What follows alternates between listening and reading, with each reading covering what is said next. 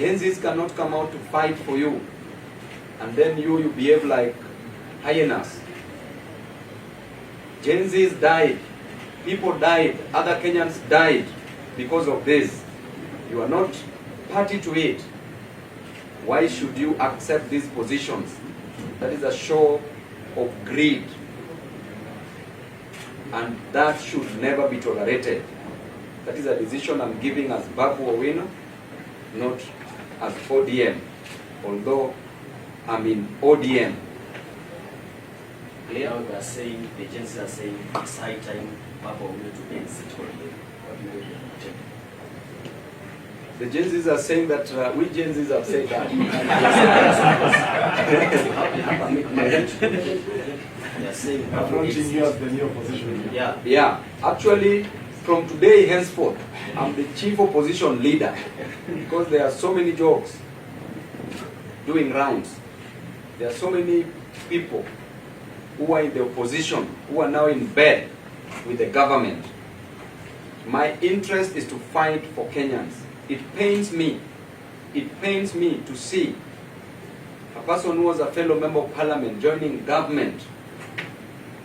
And it pains me to look back in Soweto slums, Kibra slums, to look back in Central Region, Nyanza Coast and everywhere else, to see that child who has been sent away because he lacked only 5,000 to pay for the schooling in a secondary school. Sent because of 5,000. I'm so pained to see that child who's stuck in hospital cannot be treated because they lack money. Even money for x-ray, that is around only 2,500. If you can't afford it, then you can't even be x-rayed. I'm so pained to see our young men and women moving around without jobs, seeing a boda rider in the sun from morning to evening, only gaining 50 shillings to 100 shillings in a day. Seeing a mama mboga, selling omena, only to get 50 Kenya shillings, 50 to 100. How will this parent collect this money to reach 300,000 Kenya shillings that Ruto wants in a university? So pained to see our children, our students who finished high school, are waiting to join university, cannot join because they can't afford it. Some people are dropping out because they can't afford it. Yet, we are encouraging patrimonialism, we are encouraging corruption, we are encouraging favoritism, we are encouraging mediocrity, we are encouraging kakistocracy. What are we doing as a nation? Mr. President, you fight on grounds that you are selling eggs, and on the grounds that you are selling chicken. You should know better what a hustler feels. It is because of education that made you live in State House today.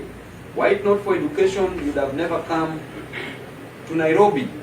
The same education you are denying to our children, to our brothers and sisters. You've forgotten the hustlers. You are no longer the hustler who used to preach the hustler narrative. What happened to you?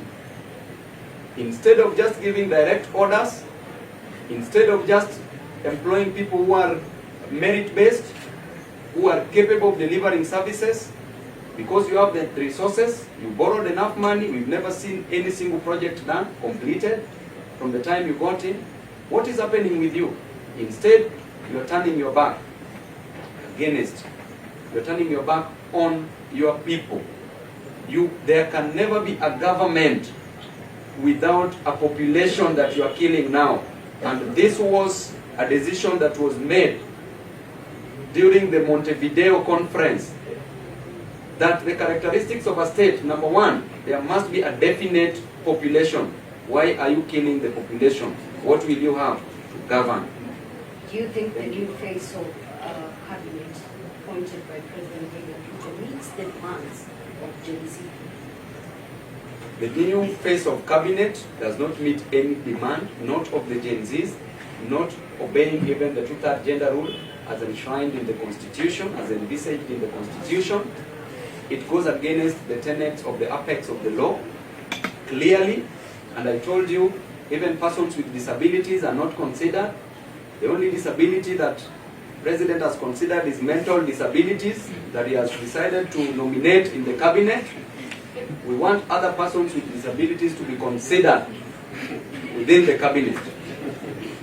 Mheshimiwa Daktari, if President Ruto decides to graciously give you the remaining position, one of the two positions, to represent Kenyans and you, are you going to do?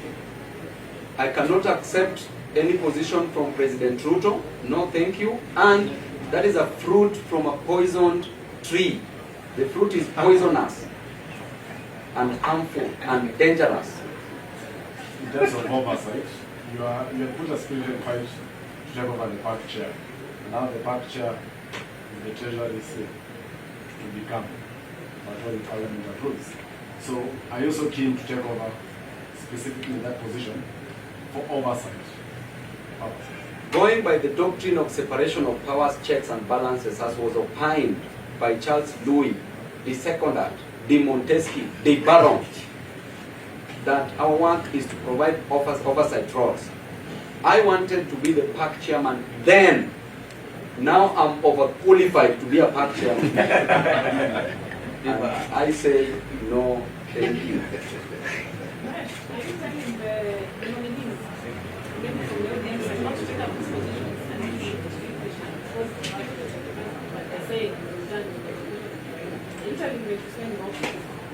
I'm clearly saying that that is not the interest of the people. It is not what the people wanted. These people were never seen anywhere, not even protecting the interest of the Gen Zs. Why should they rush to take these positions? These positions, let Ruto as a person appoint his people. This is his government. We want competent people. We don't want him to invade opposition. But the work of opposition is to provide checks and balances, is to ensure that the government delivers that which they promised unto the people. Please, please, please pump me with more questions and ready to answer. Sufficiently answered?